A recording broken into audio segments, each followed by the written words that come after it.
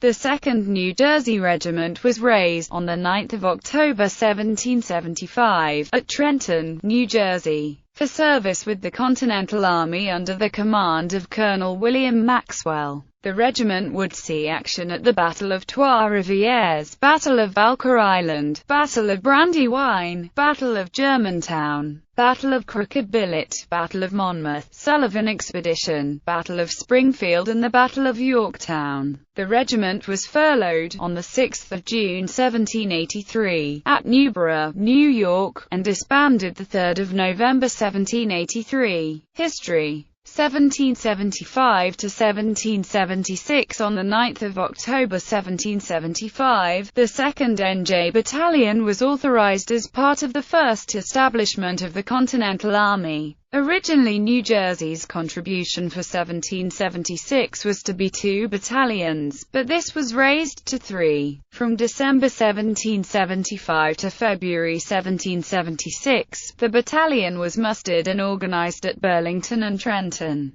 to consist of 8 companies from Gloucester, Hunterdon, Burlington, Salem, and Sussex counties. The men served under Colonel William "Scotch Willie" Maxwell for an enlistment of 1 year. From March to May 1776, the battalion was assigned to the Canadian Department, the regiment belatedly taking part in the investment of Quebec. The leading contingent arrived at the city on 25 March. The siege of Quebec ended on 5 May 1776. On 8 June 1776, after enduring the retreat from Quebec, the regiment took part in the ill-executed Battle of Trois-Rivières, Canada. From July to November 1776, the battalion took part in the retreat from Canada to Crown Point and then to Fort Ticonderoga, New York. The unit formed part of the garrison there until 13 November when they returned to New Jersey. In November 1776, with orders to reinforce Washington's army, the battalion marched to Morristown, New Jersey, where they arrived about 3 December and were disbanded when 1-year enlistments expired. Many of the men re-enlisted in the 2nd establishment of the regiment for 3-year enlistments. 1777 to 1778, the newly formed regiment headquartered in Burlington and then Princeton until 5 April, until it was ordered to join the main army under General Washington. On the 22nd of May 1777, Maxwell's Jersey Brigade and Conway's Pennsylvania Brigade were ordered to form a division under Lord Stirling. The regiment was stationed through June 1777 in the area between Middlebrook and Short Hills, keeping watch on, and occasionally skirmishing with, the enemy. On 26 June 1777, Stirling's division was attacked at Short Hills by General William Howe's British and Hessian troops. After a sharp fight, the Americans retired to Middlebrook and rejoined the main army under Washington. A period of marching and countermarching ensued after the action at Short Hills. General Howe's forces sailed on board the British fleet on 24 July, the destination unknown. Unable to decide their objective, General Washington determined to cover all possibilities while waiting for news of the fleet. Stirling's division moved from Middlebrook across the Hudson to Peekskill, New York, and then back south again into Pennsylvania. At their camp at the Crossroads, in Bucks County, news was finally received that the British were in the Chesapeake. On the 11th of September 1777, Israel Shreve's regiment, along with the rest of the Jersey Brigade, took part in the Battle of Brandywine. Forced to move from their positions on the right of the army, along the creek, Stirling's division marched to a hill near Birmingham Meeting House to counter a British flank attack. The 3 Continental divisions on the hill caught the full force of Howe's assault, which included the British Brigade of Guards, Grenadiers, and Light Infantry. After an action of about 45 minutes, the defenders were forced to give way. With the Army's right flank defeated, the battle was lost and the Americans retreated to Chester, Pennsylvania. During the fighting on Birmingham Hill, Colonel Israel Shreve was wounded in the thigh and did not return to duty until November. From September to October 1777, the Army undertook a series of marches and maneuvers designed to cover both the magazine at Reading, Pennsylvania and the capital at Philadelphia. In spite of their efforts, the city fell to the British. On 4 October 1777, at the Battle of Germantown, Washington's army assaulted the British encamped outside of Philadelphia. Maxwell's brigade formed part of the reserve and as such attacked the Chew House in which members of the British 40th Foot had barricaded themselves. As the Continentals swept through town, after a series of futile assaults, the Jersey troops were forced to give up to the attempt where the battle was lost and the Americans retreated. On the 2nd of November 1777, the 2nd New Jersey Regiment arrived at White Marsh, Pennsylvania, with the rest of the army. They remained there for 6 weeks. On the 19th of December 1777, Shreve's regiment entered winter quarters at Valley Forge and stayed there until ordered, on the 19th of March 1778, to take post in Haddonfield, New Jersey. Through the spring of 1778, on detached duty and in cooperation with the Jersey militia, the 2nd New Jersey gathered forage and supplies, and skirmished with the British and Loyalists for 2 months. At the end of May, the rest of Maxwell's brigade joined them at Mount Holly. On 4 and 5 April 1778, British forces repulsed Major Richard Howell and his troops from Billingsport, New Jersey. British troops attacked Swedesboro and marched on towards Haddonfield. Col. Israel Shreve evacuated from Haddonfield about 2 a.m. Sunday morning, the 5th of April, and Speed marched his troops to Mount Holly. Haddonfield was attacked, 2 Quaker houses were burned, and American rider Miles Sage was stabbed multiple times by British. British troops proceeded to Cooper's Ferry. A pitched battle ensued, with about 50 American troops, led by Major William Ellis. Orders had been given by Shreve to vacate upon the ignition of an alarm cannon. The cannon was never fired, and Ellis refused to retreat across the Cooper Creek Bridge. Many men were wounded, killed or captured.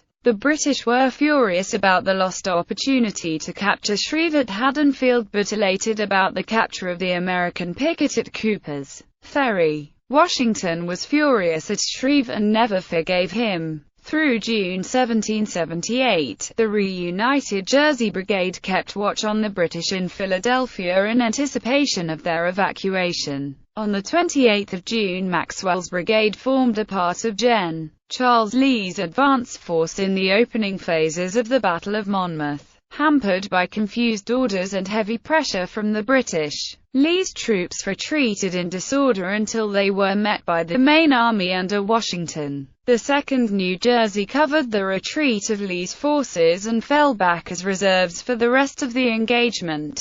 From June to December 1778, the Jersey Brigade was stationed in and around Elizabethtown, New Jersey, to cover the area and counter any British moves from New York through the summer and autumn. 1779 to 1783. From the 16th of December 1778 to the 29th of May 1779, the unit was ordered into winter quarters at or near Newark, New Jersey, where they remained until spring. At the end of May they marched to Easton, Pennsylvania, to join the expedition against the Iroquois, forming under Major General John Sullivan. From the 18th of June to October 1779, the 2nd Regiment took part in Sullivan's campaign to destroy the power of the Indian allies of the British. They marched through Pennsylvania and into western New York, burning villages and laying waste to crops. On the 24th of August, General Sullivan's army left Tioga, Pennsylvania, leaving behind Colonel Israel Shreve and a mixed detachment to garrison a small work called Fort Sullivan. The remainder of the regiment marched north with the rest of the army. On the 29th of August, a force of Iroquois and Loyalist troops attempted an ambush at Newtown, but were defeated and driven from the field. Maxwell's brigade was in the reserve during this action. The army returned to Easton on 15 October. On 17 December 1779, the brigade arrived at Ayres Forge on the Hardscrabble Road, located between Jockey Hollow, Basking Ridge, and Vealtown. The Jersey regiments made this site their winter quarters, remaining there until April or May 1780. On 7 June 1780, the 2nd New Jersey took part in the Battle of Connecticut Farms, New Jersey. Colonel Shreve wrote that this action was the warmest that has ever happened since the war with our brigade. From 8 to the 22nd of June the brigade kept watch on British forces encamped behind their fortifications at Elizabethtown. On the 23rd of June Shreve's regiment saw action in the Battle of Springfield, which resulted in the retreat of the British Army back to Elizabethtown. At midnight on the 23rd the enemy troops crossed back to Staten Island.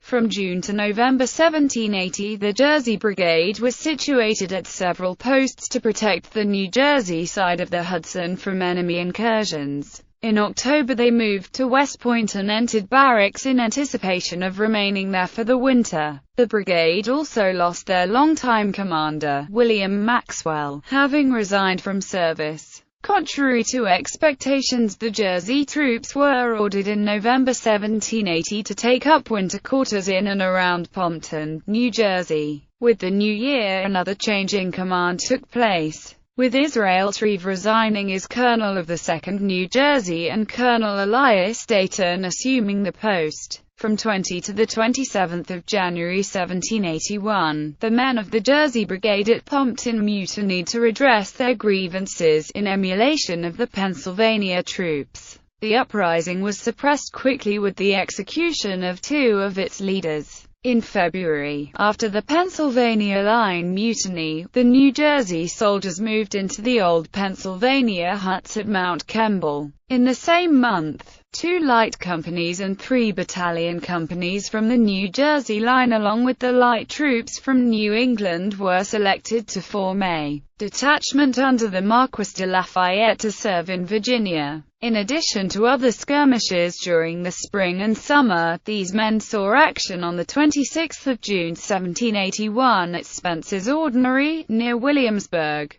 They were reunited with the rest of the Jersey Brigade at Williamsburg in late September 1781. During the first 6 months of the year, the 2 New Jersey regiments kept a large proportion of troops on detached duty, including 1 company on duty at Wyoming, Pennsylvania. Besides commanding the 2nd Regiment, Colonel Dayton had charge of the brigade, keeping his headquarters at Chatham, New Jersey. On 30 June Dayton was ordered to concentrate the whole brigade at Morristown, excepting the troops at Wyoming. On 30 June the brigade was ordered to march towards Kingsbridge, New York. They were then redirected towards Dobbs Ferry and remained in that vicinity until August. On 21 July the brigade was ordered to send a detachment of troops to Fort Lee, and on the 28th 150 New Jersey soldiers escorted General Washington as he reconnoitered the British positions at New York from the palisades at Fort Lee. On 29 August 1781, the Continental Army left Springfield, New Jersey, bound for Virginia in an effort to trap British forces under Lord Cornwallis at Yorktown. On 2